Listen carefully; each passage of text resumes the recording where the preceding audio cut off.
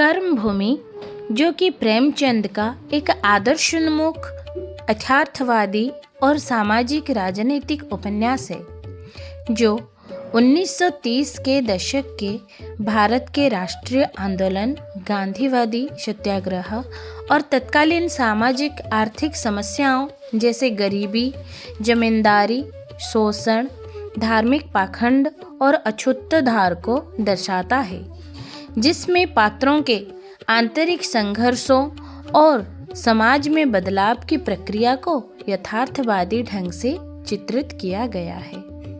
तो आज का विषय कर्मभूमि के बारे में जानने से पूर्व उसके उपन्यासकार के बारे में पहले हम जान लेते हैं। तो इसके उपन्यासकार का नाम है मुंशी प्रेमचंद जी। प्रेमचंद जी का जन्म 1880 में लम्हे गांव में हुआ। कहानी लिखने से उन्हें कथा सम्राट कहा जाता है। वह हिंदी कहानियों को शून्य के स्तर से लेकर महानता के शिखर तक पहुंचाया। वह पहले उर्दू में धनपत राय के रूप में और नवाब राय के रूप में लिखा करते थे। वह अध्यापक की नौकरी छोड़कर साहित्य के माध्यम से समाज सेवा करने लगे। गांधी जी से प्रभावित होकर उन्होंने राजनीति के साथ साथ अन्य क्षेत्रों में भी अपने प्रगतिशील विचारों को लोगों के पास भेजा। एक तरफ इन्हें सांप्रदायिक संकीर्णताओं से मुक्त भारतीय आध्यात्मिकता में नितांत आस्था थी और दूसरी ओर ये सामाजिक और धार्मिक रूढ़ियों के विरोधी थे। ये सत्य को ही ईश्वर मानते थे और अहिंसा के माध्यम से हिंसा पर विजय चाहते थे। हिंसकों की अंतरात्मा बदल देना चाहते थे। इसीलिए आत्मा शुद्धि और हृदय परिवर्तन उनके नारे थे। प्रेम से घृणित तत्वों का उच्छेद उनका अभीष्ट था।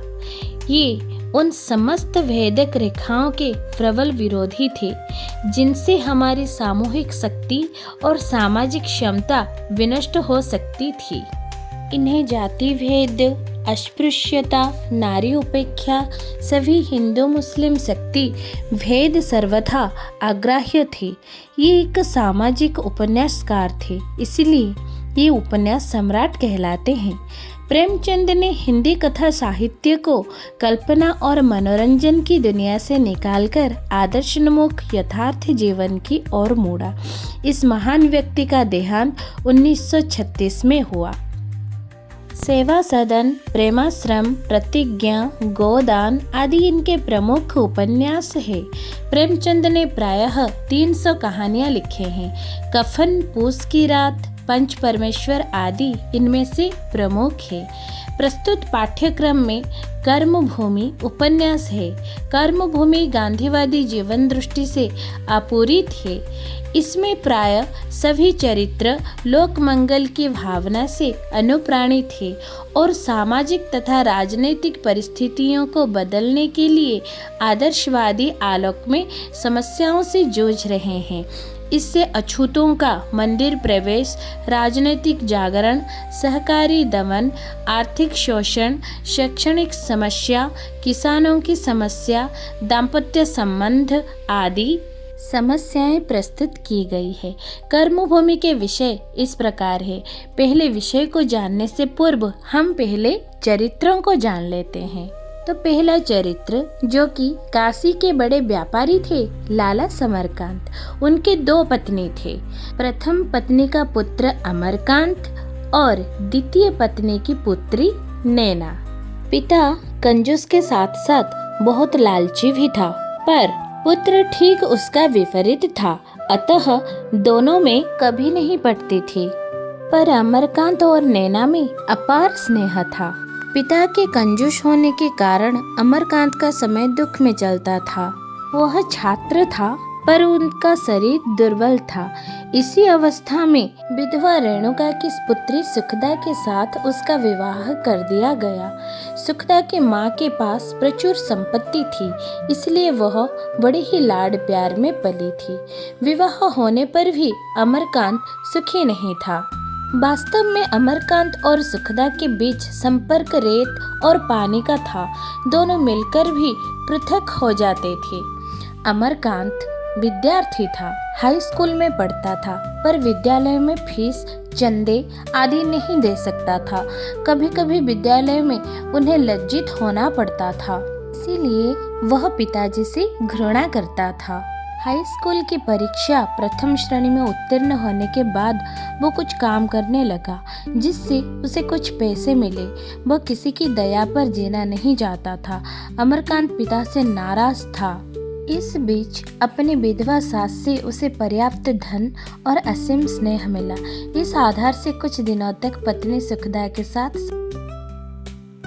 संपर्क घनिष्ठ होने लगे। इसी बीच एक दिन सुखदा की मां रेणुका ने अमरकांत एवं सुखदा को खाने के लिए अपने घर निमंत्रित किया और यह संदेश दिया कि अपने पिता और पत्नी की बात मान लेनी चाहिए और अपने पिता की दुकान पर के बैठना चाहिए। सुखदा के कहने पर वह अपने पिताजी की दुकान पर बैठने लगा। उस समय देश में स्वाधीनता के लिए आंदोलन चल रहा था। कॉलेज में पढ़ने वाली अपने मित्र सलीम के साथ वह स्वाधीनता आंदोलन में शामिल हो गया। इसके पीछे अपने कॉलेज के प्रोफेसर शांति कुमार का प्रोत्साहन भी था। वह क्रांतिकारी के रूप में परिचित हो गए, कांग्रेस कमेटी के सदस्य भी बन गए। वह गांव में साधारण जनता तथा किसानों की निर्यातना को देखा, अंग्रेजों के अत्याचार को भी देखा, लोगों की रक्षा के लिए शपथ लिया। दुकान पर बैठने से बहुत सारे लोगों के साथ उसकी भेंट हुई, जिसमें डाकू काले खां और पठानिन थे। कभी कभी पठानिन को घर छोड़ने अमर उसके घर गया। वहाँ पठानिन की पोती सकीना से उसकी मुलाकात हुई, जिसने अपनी ओर अमर को आकर्षित किया। सकीना के साथ बार बार उसकी भेंट होती है और उसका मन उसकी ओर चला जाता है।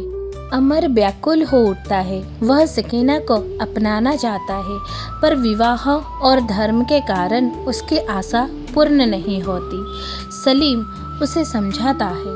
वह सलाह देती है कि वह सकीना से कहीं दूर चले जाए। सकीना भी अमर को धोखा देना नहीं चाहती।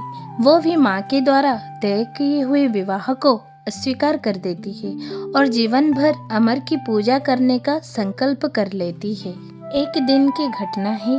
अमर दुकान पर बैठा था।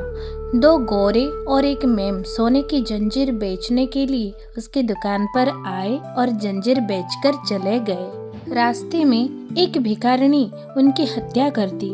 जब वो पकड़ी गई तब उसने बलात्कार के बदले के लिए हत्या करना स्वीकार की। जनता मुन्नी को समर्थन किए तो इस भिखारिणी के नाम मुन्नी था।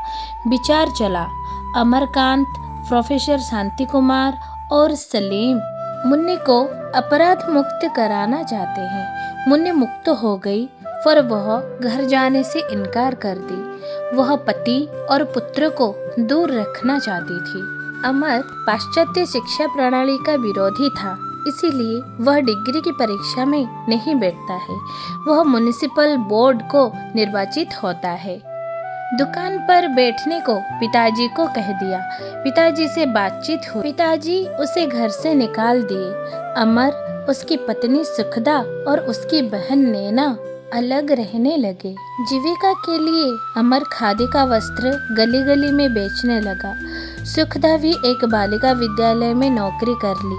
दिन चलती जा रही थी। इस बीच समरकांत बीमार पड़ गए। सुखदा और नैना की सेवा में वह स्वस्थ हो गए, पर अमर एक बार भी पिताजी को देखने के लिए नहीं गए। उसका मन सकीना के पास था। जब पठानिन अमर को संदेह करने लगती है तब वह काशी छोड़ने के लिए तैयार हो जाता है। वह हरिद्वार चला जाता है। वहाँ एक पहाड़ी गांव में पहुँचता है। एक वृद्धा चमार के घर रहता है। उस गांव में बच्चों को पढ़ाने लगता है। उसकी शिक्षा से सारे गांव प्रभावित हुए। सारे गांव में एक नया जीवन का प्रारंभ हो गया। ऐसा कि अमर के प्रभाव से चमारों ने मांस खाना और शराब पीना छोड़ दिया। उधर अमरकांत के चले जाने पर समरकांत यह सोचता है कि निर्धनता उसकी आंखें खोल देगी। वह धर्म कर्म में पैसा खर्च करना शुरू कर देते हैं। ठाकुर द्वारा में राम कथा होने लगती है। कृष्ण की वाणी सबको आकृष्ट करती है। राम कथा सुनने के लिए सभी व्याकुल हो उठते हैं। सबके बीच हरिजनों को मंदिर में प्रवेश का अधिकार नहीं मिलता है। अतः संघर्ष शुरू हो जाता है। प्रोफेसर शांति कुमार, नैना और सुखदा हरिजनों का पक्ष लेते हैं। पुलिस गोली चलाती है, कुछ घायल होते हैं और कुछ मर जाते हैं। जब पुलिस की गली में शांति कुमार घायल हो जाते हैं, तब आंदोलन का नेतृत्व सुखदा के हाथ में चला जाता है। पुलिस की गोलीबारी बंद हो जाती है। हरिजनों के लिए मंदिर के द्वार खोल दिए जाते हैं। भिखारिनी मुनि भी घूम घूम कर हरिद्वार में पहुंच जाती है। वहां उसकी मुलाकात अमर से होती है। वह अमर को अपराध मुक्त होने के बाद की कहानी सुनाती है। वह कहती है कि काशी से चलने के बाद वो रेलगाड़ी से लखनऊ स्टेशन पर उतर पड़ती। वहां उसका पति पहुंच जाता है। वह पति के साथ न जाने के लिए कहती। पति के न मानने पर वह गंगा में कूद पड़ती। सुमेर चौधरी नामक के एक व्यक्ति ने उसको गंगा से उद्धार करती है, उसकी सेवा यत्न करती है। उधर सुखदा नगर के मंत्री बन जाने पर आंदोलन तीव्र हो जाता है। सुखदा की माँ रेणुका देवी ने अपनी सारी संपत्ति आंदोलन के लिए सौंप देती है। उसी संपत्ति से सेवाश्रम प्रतिष्ठित होता है। सेवाश्रम की शाखाएं प्रत्येक मोहल्ले में खोल दी जाती है। इसके माध्यम से छूत अछूत का भेदभाव दूर करना और मादक द्रव्यों का बहिष्कार करना आदि आरंभ हो जाता है। गरीबों को सहायता के लिए सुखदा आंदोलन जारी रखती। गरीबों के लिए मकान बनाने के लिए म्युनिसिपैलिटी से भूमि की मांग की जाती है। नगर के प्रमुख धनीराम उसे विरोध करता है। नगर में हड़ताल होती है। सुखदा गिरफ्तार हो जाती है। वह जेल जाती है। सलीम ICS परीक्षा में उत्तीर्ण होने के बाद उसकी नियुक्ति अमरकांत जिस गांव में रहता था उस गांव में होती है। अमरकांत मित्र सलीम के पास जाता है। वह सलीम से सकीना के बारे में जानना चाहता है। सलीम सकीना से विवाह करने के बारे में अमरकांत को कहता है। अमरकांत सलीम से नैना नगर के प्रमुख धनीराम के पुत्र मनीराम को विवाह करने की बात और सुखदा के राजनीति में प्रवेश और उसकी जेल जाने की बात जानता है। यह जानकर उसका मन में गर्व होता है। वहाँ किसानों के लिए आंदोलन होती है। निर्धनता और ऋणों के बोझ से वे दबे हुए थे। लगान देना उनके लिए कठिन हो जाता है। लगान की माफी के लिए आंदोलन चला। आंदोलन से सफलता नहीं मिली। केवल रुपए में 4 आने की छूट का आदेश मिला। आंदोलन तीव्र हुआ। सरकार का दमन भी शुरू हुआ। अमरकांत को गिरफ्तार किया गया। उन्हें जेल भेज दिया गया। मुन्नी भी आंदोलन में शामिल होने के बाद उन्हें गिरफ्तार किया गया और जेल भेज दिया गया। सुखदा, अमरकांत और मुन्नी एक ही जेल में रहे। सलीम पहले पहले आंदोलन को विरोध करता था, पर समरकांत के प्रभाव से वह सरकार को जो रिपोर्ट दिए उसे पढ़कर सरकार तटस्थ हो गए और उसे नौकरी से हटा दिए। नौकरी से हटने के बाद सलीम आंदोलन में शामिल हो गए। किसानों पर अत्याचार बढ़ा। लाठियां चलती रही, गोली बरसती रही। आंदोलन में सलीम को गिरफ्तार किया गया और उन्हें भी लखनऊ के सेंट्रल जेल भेज दिया गया, जहां पहले से सुखदा, अमरकांत और मुन्नी थे। गरीबों का भूमि के लिए म्युनिसिपैलिटी के विरुद्ध आंदोलन चलता रहा। समरकांत, पठानीन, रेणुका और शांति कुमार एक एक करके आंदोलन का नेतृत्व लिए। आंदोलन के समय ये सब गिरफ्तार हुए और जेल भेज दिए गए। आंदोलन के समय मनीराम अपनी पत्नी नैना को गोली मार देता है। इससे बोर्ड को गरीबों को भूमि देने का निश्चय करना पड़ता है। संग्राम का अंत होता है। जेल में अमर और सुखदा की भेंट होती है। अमर अपनी भूल के लिए सुखदा से क्षमा मांगता है। सेठ धनीराम गवर्नर के आदेश पर सुनाते हैं कि सारे कैदी छोड़ दिए जाएं। तथा एक कमेटी आगे के कार्यक्रम का निश्चय करे। कमेटी में 7 सदस्य रहे। ये अमर, सलीम, 2 सरकारी आदमी और अमर के 3 सहयोगी। अमर ने सुखदा को जीवन दीप माना और पिता से क्षमा याचना की। सलीम और सकीना का विवाह निश्चित हुआ।